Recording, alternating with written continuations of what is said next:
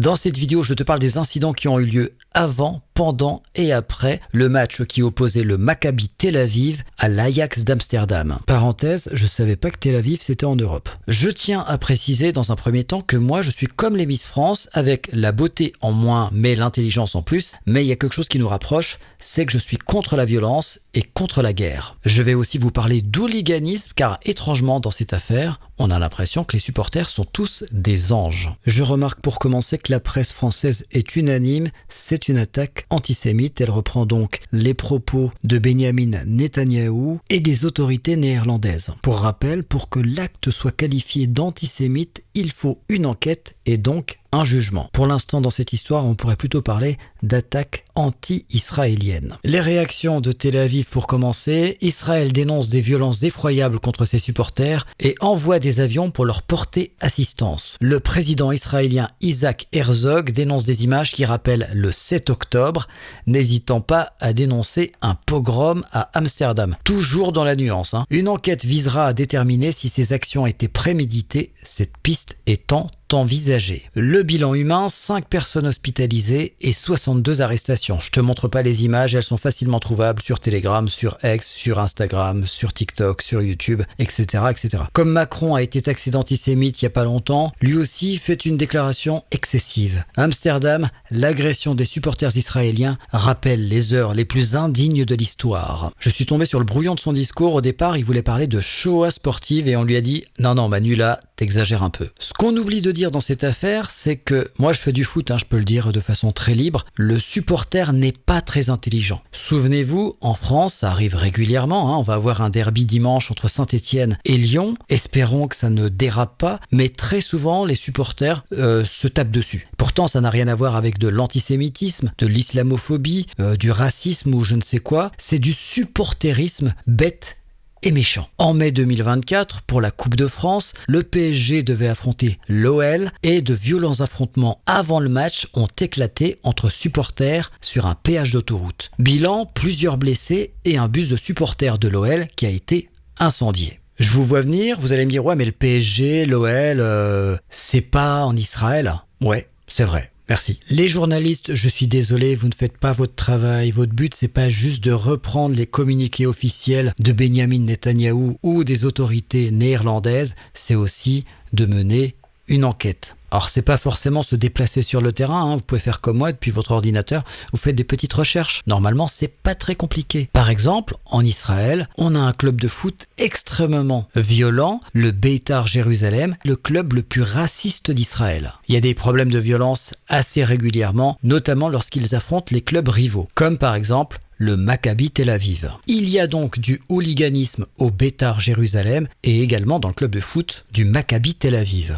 Les supporters du Maccabi Tel Aviv ont une réputation mitigée. Je ne parle pas ici de l'ensemble des supporters, c'est comme pour tous les supporters, que ce soit le PSG, que ce soit Marseille ou autre, vous avez toujours une minorité qui vient faire chier. Il y a eu de nombreux incidents lors de divers déplacements, y compris en Israël. Par exemple, en 2013, des supporters ont été impliqués dans une bagarre avec des supporters de l'équipe adverse lors d'un match contre l'Hapoel Tel Aviv. Cela a conduit à des arrestations et à des sanctions pour les supporters impliqués. En 2022, des affrontements ont eu lieu entre les supporters du Maccabi Tel Aviv et ceux du Beitar Jérusalem, entraînant plusieurs blessés et des arrestations. Et là, on peut pas dire que c'est à caractère antisémite. En 2023, des ultras du Maccabi Tel Aviv ont été impliqués dans une altercation violente avec un militant pro-palestinien lors d'un déplacement à Athènes. Comme l'explique cet article, je ne suis pas ici en train de justifier ou excuser les actes de violence, j'explique justement que les violences font partie de ce milieu. Et c'est une faute journalistique majeure d'omettre ce détail. Le Huffington Post titre « Ajax Maccabi Tel Aviv à Amsterdam, le chef de la police évoque un climat de tension bien avant le match ». Sans justifier ou excuser les actes de violence de jeudi soir, plusieurs voix s'élèvent pour rappeler l'attitude provocatrice et raciste de supporters israéliens à Amsterdam. L'Humanité titre « Supporters israéliens agressés à Amsterdam,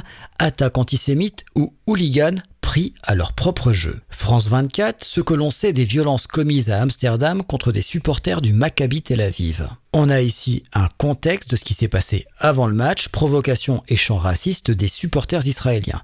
Slogan hostile à la Palestine, chants racistes, agression d'un chauffeur de taxi, drapeau palestinien arraché d'une façade, là c'est mis au singulier mais en fait il y a plusieurs images. Les heures qui ont précédé la rencontre ont été marquées par divers incidents impliquant des supporters du Maccabi Tel Aviv. Des dizaines de fans du club ont ainsi été filmés en train de chanter en hébreu « Mort aux Arabes, on va gagner » ou encore « Laissons de Tsahal gagner pour finir les Arabes ». Il y a eu d'autres paroles que je ne citerai pas forcément ici. Les médias mainstream comme BFM TV et CNews ont également oublié de vous parler de ceci. Les violences avaient déjà débuté mercredi soir entre supporters. Autre critique envers les supporters du Maccabi Tel Aviv, ils n'ont pas respecté la minute de silence avant la rencontre en hommage aux victimes des inondations en Espagne. Et vous savez pourquoi ? C'est parce que l'Espagne est l'un des rares pays européens à avoir reconnu l'État palestinien et c'est aussi l'un des rares pays à avoir fortement critiqué Israël par rapport à ce qui se passe à Gaza notamment. France 24 parle bien de l'incident qui a eu lieu à Athènes avec ce pro-palestinien qui a été passé à tabac. Ensuite, on a l'explication du déroulement de la soirée avec des supporters israéliens pourchassés et frappés dans la rue. C'est pas tous les jours que je vais faire un compliment à un article de presse, mais celui-ci me semble équilibré. Si on regarde la presse étrangère, ici le Daily Mail, journal anglais, vous êtes comme moi, vous maîtrisez forcément l'anglais, on parle bien ici d'incident de hooligan la veille du match entre le Maccabi Tel Aviv